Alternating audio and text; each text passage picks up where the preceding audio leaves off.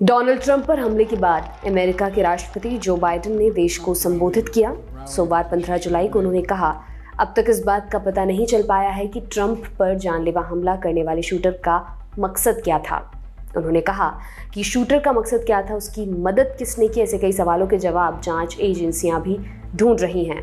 अमेरिकी राष्ट्रपति Joe Biden ने कहा, एक पूर्व राष्ट्रपति पर गोली चली, एक अमेरिकी नागरिक की हत्या कर दी गई, जबकि वो व्यक्ति अपनी पसंद के उम्मीदवार का समर्थन कर रहा था। अमेरिकी इस रास्ते पर नहीं चल सकते।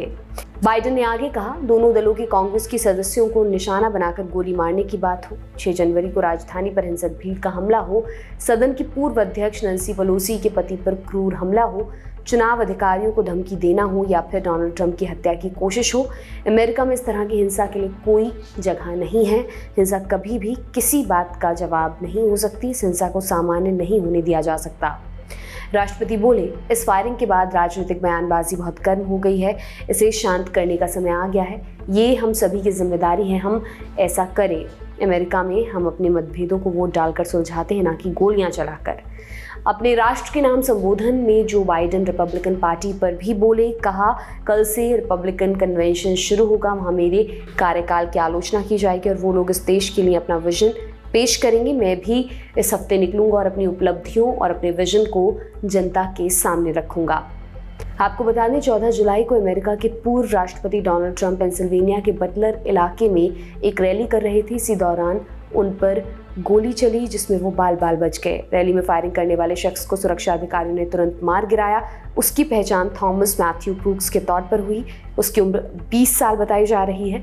क्रूक्स पेंसिल्वेनिया के बेथल पार्क इलाके का रहने वाला था। FBI के अनुसार थॉमस मैथ्यू क्रूक्स का कोई भी पुराना आपराधिक रिकॉर्ड नहीं मिल पाया है। CNN की खबर के मुताबिक थॉमस क्रूक्स 2022 में बेथल पार्क कॉलेज से ग्रेजुएट हुआ था। अधिकारियों ने बताया कि पेंसिल्वेनिया के वोटिंग डेटाबेस में एक वोटर के तौर पर उसका नाम रजिस्टर्ड है। अधिकारियों के मुताबिक क्रूक्स की उम्र के लिहाज से इस साल होने वाला राष्ट्रपति चुनाव पहला ऐसा चुनाव होता जिसमें वो वोट डालता। अब तक की जानकारी के हिसाब से क्रूक्स डोनाल्ड ट्रंप की ही रिपब्लिकन पार्टी से जुड़ा हुआ था। उसके वोटर आई कार्ड से जानकारी मिली है। फेडरल चुनाव आयोग के रिकॉर्ड से ये भी पता चला है कि उसने साल 2021 में जो बाइडेन की डेमोक्रेटिक पार्टी से जुड़े एक ग्रुप प्रोग्रेसिव टर्नआउट प्रोजेक्ट को $15 यानी करीब 1252 रुपए का चंदा दिया था। न्यूयॉर्क पोस्ट ने सूत्रों के हवाले से बताया कि Thomas Matthew Crooks Butler farm show ground पर मंच से 130 गज से ज़्यादा की दूरी पर मौजूद था। बटलर फार्म शो ग्राउंड पर ही डोनाल्ड ट्रंप की रैली चल रही थी। क्रूक्स यहाँ एक बिल्डिंग की छत पर था जिसका निर्माण अभी चल रहा था। हमले के बाद उसे अमेरिकी सीक्रेट सर्विस के स्नाइपर्स ने मार गिराया। उसके पास से एक AR स्टाइल राइफल बरामद की गई। ट्रंप ने इस हमले पर क्या कहा वो भी आपको बताते हैं।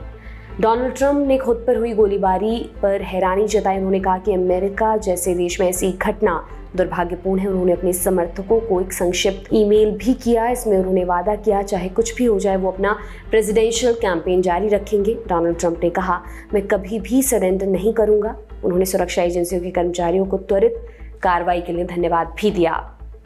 आगे इस घटना से जुड़ी जो भी अपडेट्स आएंगी हम आप तक ज़रूर पहुंचाएंगे। फिलहाल इस खबर में इतना ही। ये तमाम जानकारी आपके लिए इकट्ठा की थी हमारे साथी अभय ने। मेरा नाम है दिव्यांशी सुमराव।